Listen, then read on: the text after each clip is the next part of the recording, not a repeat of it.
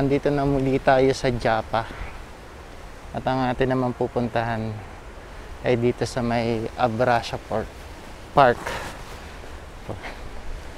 Gutom na, pork na nasasabi. Abrasia Park. Kaya puntahan natin dito sa may Abrasia Park.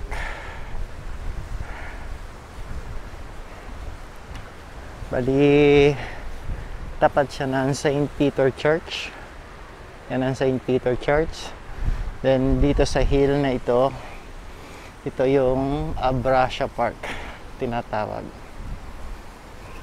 Abrasia coming from the name of Abraham.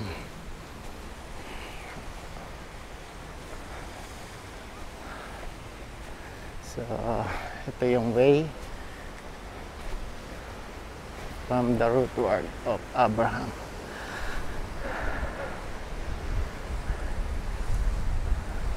So, ito yung Abrasia Park. Yan. So, makikita nyo dito yung napaka-popular na Statue of Faith. Yan. Nasa gitna siya na itong park na to. Nasa top ng hill. So, ito yung explanation niya. Statue of Faith. So, number 1 ay Jacob's Dream. Number 2 na pillar ay the sacrifice of Isaac. Ang pangatlo ay the fall of Jericho. So, yung pangatlo, ito yung pahalang.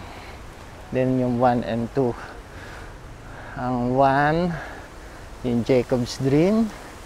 And yung number 2 ay ang the sacrifice of Isaac. Yung sinacrifice ni Abraham si Isaac. Yung iaalay sana. So, ito yon. Then wala nang further na information. Ibang lingwahe na. So, mapapansin nyo, may lihim itong Statue of Faith na ito. Bakit siya tinayo dito sa Japa o Japa? Kung may Old Jerusalem, Old City, kung may Old City sa Jerusalem, dito naman sa Japa ay tinatawag itong Old Japa kasi ito matandang lungsod dito sa Tel Aviv. So mahangin ngayon. So mabalik tayo dito sa Statue of Faith. So explain natin tong number 1, yung kay Jacob's Dream. So Jacob's Dream, kung alam niyo yung Jacob's Dream, nasa Book of Genesis din yon. Yan. Makikita nyo itong inukit ni Daniel Capri. Si Daniel Capri ang isang sculptor, Israeli sculptor na umukit ng mga batong ito. Naitayo ito, natapos niya ito 1973 to 1975. Ganun. Dito sa unang statue, pinapakita dito yung kay Jacob's Dream na nasusulat yan sa Genesis chapter 28 na si Jacob kasi inutusan na kailangan makapag-asawa na pero hindi pwedeng Canaanite, hindi pwedeng taga-Kaanan. So kailangan niyang humanap ng asawa sa lugar ng Haran, sa bansang Haran. So ang bansang Haran sa ngayon ay ang Turkey. Noon Haran ang tawag. So nung nasa daan noon, taga Beersheba kasi si Jacob. So lumakad siya going north. So napadaan siya sa isang lugar. Then nakatulog siya. Then may bato doon, ginawa niyang unan yon. Kaya kumbaga kuwan siya ngayon sa isang bato. Yan. Habang nananaginip siya, nakita niya sa panaginip niya ang anghel akyat panaog, tapos may hagdanang ginto sa langit, papuntang langit, then yung hagdang ginto, ito yung nagre-represent na rin. Yung pakpak ng anghel represent na hagdan yan. Ito yung dalawang anghel, isang pataas, yeah, then isang pababa. Mapapansin nyo ito yan. Ito yon, ulo. Yan, ulo ng anghel. Then, yan yung pababa. So, yan. Isa itong isang paakyat. Ito yung pakpak. Ito yung pakpak, which is yung nagre-represent na rin ng hagdan. Yung nakita sa panaginip ni Jacob. Then nagpakilala ang Diyos na siya ang Diyos ni Abraham, Diyos ni Isaac, at yung pangako na ibibigay yung lupa, yung bansang Israel, at padadamihin yung kanilang lahi. Sinabi kay Jacob yon sa panaginip. Kaya nilagyan ni Jacob ng marka ng bato yung lugar. Tandaan na yun ay ang pintuan papuntang langit. Yun yung daan. So para mas malawak na impormasyon, basahin niyo sa Genesis yung chapter 28 para sa Jacob's dream. Yan. Then dito naman sa pangalawa, siyempre ito yung popular na inaalay ni Abraham, si Isaac. So mapapansin nyo dito, si Abraham ay ito si tayo. Hindi clear eh. Ito kasi, ito si Abraham. Yan, si Abraham to. Then hawak-hawak niya, ito yung kamay niya, hawak-hawak niya si Isaac. Yan, si Isaac. Yan, yan yung mata ni Isaac. So yan yung si Isaac. Then mapapansin nyo, si Abraham ay nakaluhod sa niluluhodan niya itong ram. Ito yung tupa. Yan, yan yung tupa. So nakaluhod siya. So yan, inaalay niya si Isaac. Yan, dito medyo clear. Yan. Then yung nakaluhod siya sa tupa. Yan. Ito yung niya, yung tuhod niya. Then yan, tupa yan, niluluhodan niya. Ngayon, ang pangako rin ng Diyos kay Abraham, ibibigay yung bayang Israel, bayang pangako sa kanilang lahi. Ganon din ang pangako kay Isaac ng Panginoon. Then, nanampalataya sila doon. Yung pananalig nila, nanatili sa Panginoon. Tapos, hanggang sa katuparan ng kanilang pangako, katuparan ng pangako ng Diyos sa kanila, ito na yon, yung the fall of Jericho. Nung namumuno na ngayon dito ay si Joshua. Kung mababasa niyo yung the fall of Jericho. Yan.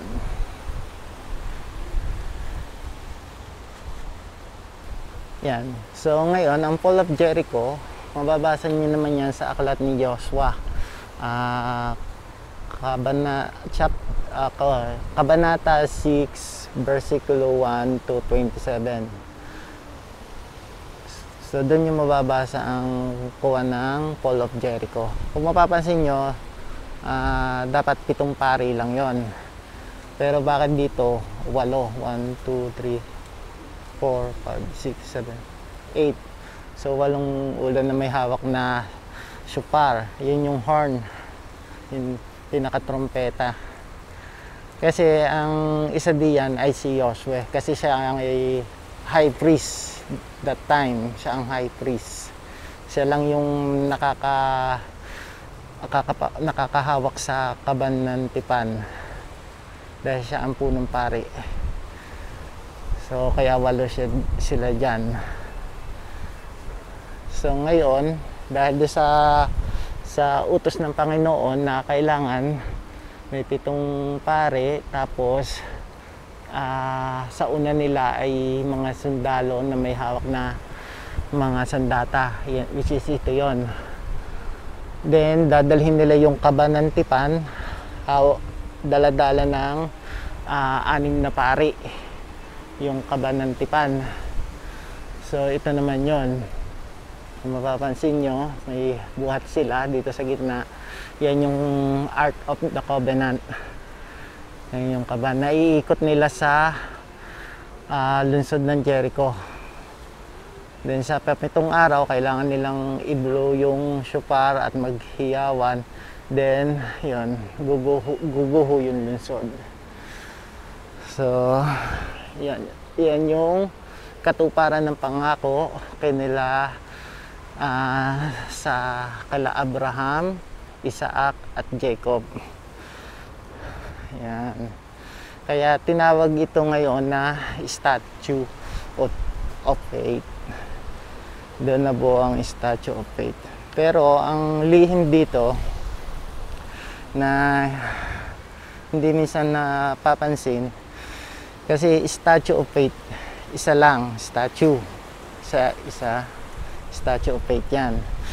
Pag pinagsama mo na yan, na-build na siyang ganyan, ang tawag na dyan ay Gate of Faith.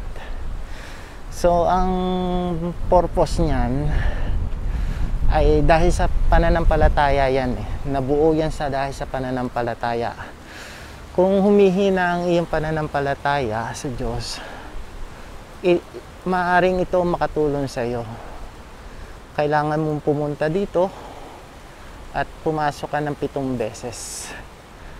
Yun ang sekreto nito, ang lihim ng Statue of Faith. At ang isa pa, hindi lang ordinaryong bato ito.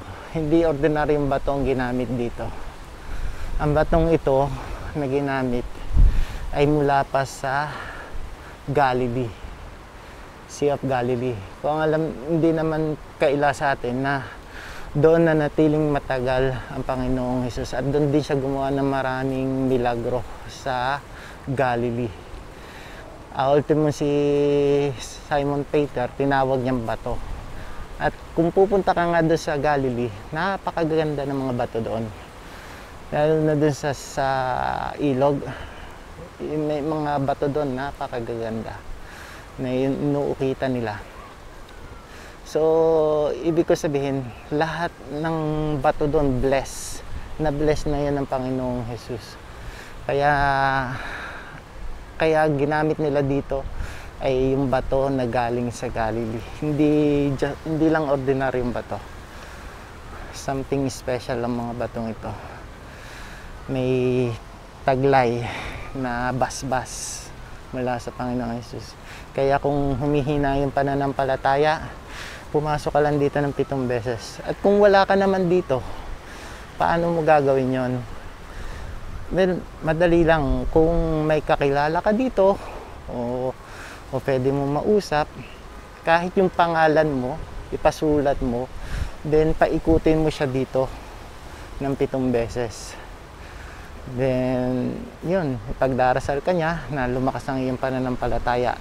Lalo na sa panahon ng kalungkutan, panahon ng problema, yan, at humihina ang inyong pananampalataya, isa ito sa makakatulong sa inyo. Kasi ako dito malimit pumapasok. And yan, sa awa ng Diyos, kumukuha naman yung faith ko, nagiging strong. Kaya subukan nyo rin. Minsan kasi nakakaligtaan natin Minsan kasi pagpunta agad dito, selfie. Pero yung story, hindi ko na sinabing bawal mag-selfie, bawal magkuhan. Ibig sabihin yung istorya nito or yung lihim nito. Ito yung isang lihim. Ewan ko kung may natatago pa itong lihim. Hindi ko alam kung paano nabuo sa kaisipan ng isang sculptor na si Daniel Capre na gawin ito at ilagay dito sa Old City sa Japa, Old Japa. So yan yun. So ngayon subukan natin. So sa lahat ng manunood, palakasin nawa ang inyong faith, pananampalataya. Ano man ang inyong relihiyon, palakasin ang inyong pananampalataya. Dahil isa naman ang ating Diyos at kinikilala niya tayo lahat. Eto. So sa lahat na nanonood, say your prayers now.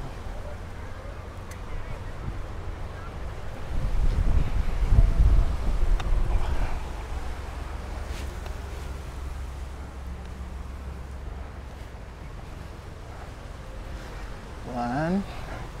Ito pandalawang pasok na natin.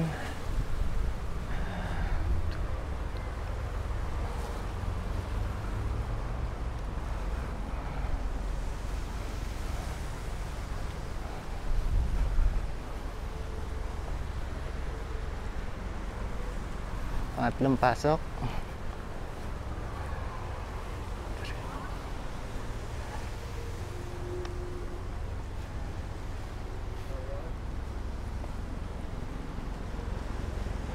Apat na pasok.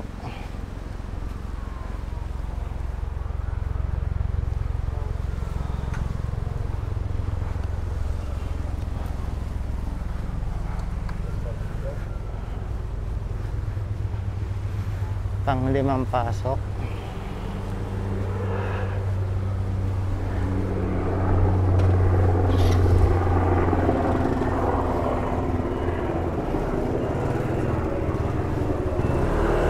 Pang-anim na pasok. Pang-anim na to.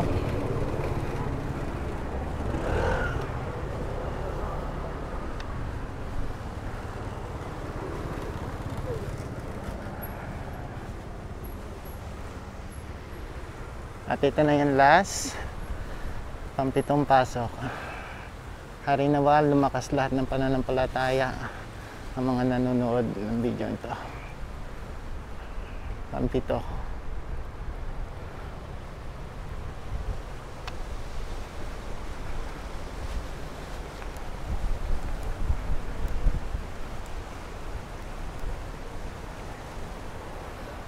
Okay.